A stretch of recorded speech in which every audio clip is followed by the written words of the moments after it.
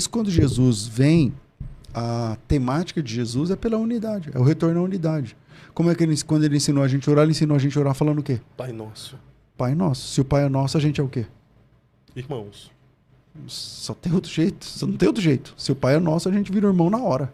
Então pode votar na esquerda, no Lula, vai continuar sendo seu irmão. Veja, eu não tenho problema nenhum em entender que irmãos que votaram na esquerda são meus irmãos em Cristo. Para mim, o sangue de Cristo é mais forte do que a tendência política das pessoas. Nunca tive problema com isso. Não voto na esquerda, nunca votei, por conta das pautas que eles aderem.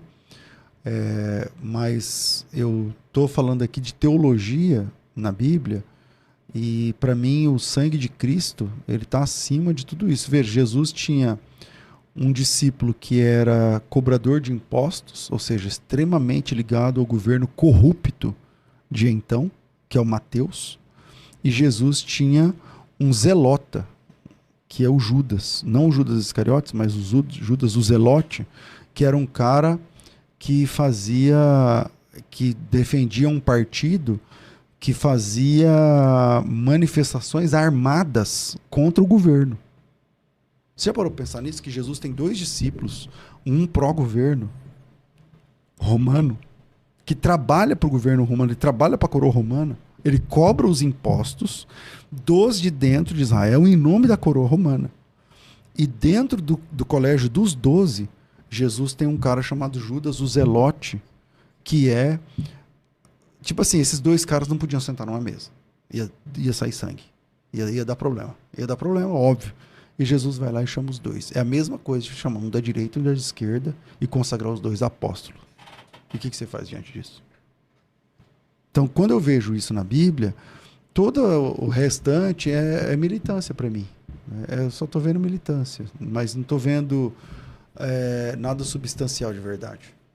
Mas quando a ideologia, por exemplo, da esquerda, que é pró-aborto, pró-ideologia de gênero, enfim, toda a perspectiva ela é totalmente progressista, que se torna antibíblica contra os princípios bíblicos que para nós são absolutos e inegociáveis.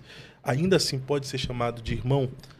Mas aceitou Jesus, mas é a favor do aborto. Mas aceitou Jesus, é a favor da descriminalização das drogas. Calma aí. Eu conheço alguns irmãos que são... eu não sei se vão falar abertamente, mas que votam na esquerda, ou já votaram na esquerda.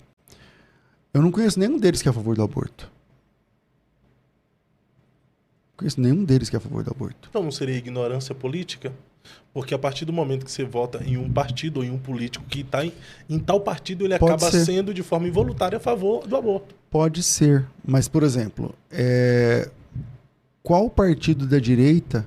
nós não temos um partido evangélico no Brasil. Nós temos um partido do evangelho. Tem partido do evangelho? Porque a própria... Primeiro, o Brasil nunca teve direita. O Brasil da redemocratização para cá, nós nunca tivemos direita. O que as pessoas achavam que era direita era o PSDB. O PSDB é centro-esquerda. Vamos lá. Joguem isso no Google, pesquisem isso que eu estou falando. Quem é o fundador? Bom, na fundação do PT, a assinatura do Fernando Henrique vem antes da do Lula.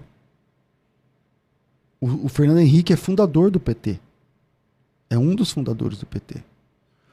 Que é a direita que as pessoas achavam que era direita no Brasil. Então nós não temos direita no Brasil. Agora, o fenômeno nem foi o Bolsonaro. Do fenômeno Olavo de Carvalho para cá, porque o Olavo de Carvalho produziu o Bolsonaro. O Bolsonaro, ele sempre foi de centro-esquerda também. Só lembrar, ele está em qual partido?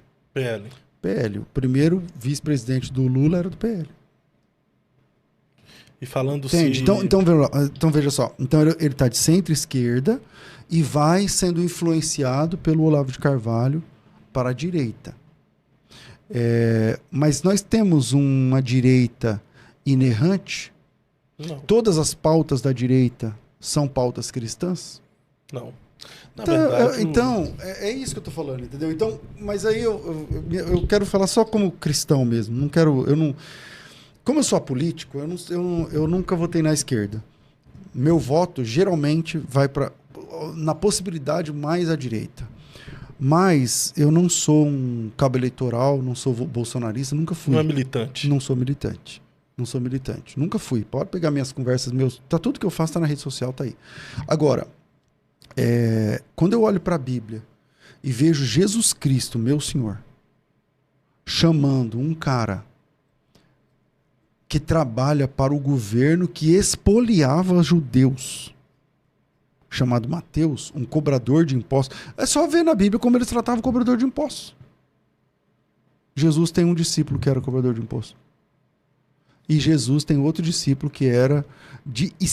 Então é como se fosse, Jesus tem na mesa, na ceia, um cara de extrema esquerda e um cara de extrema direita. E ele chamou os dois para ser apóstolos.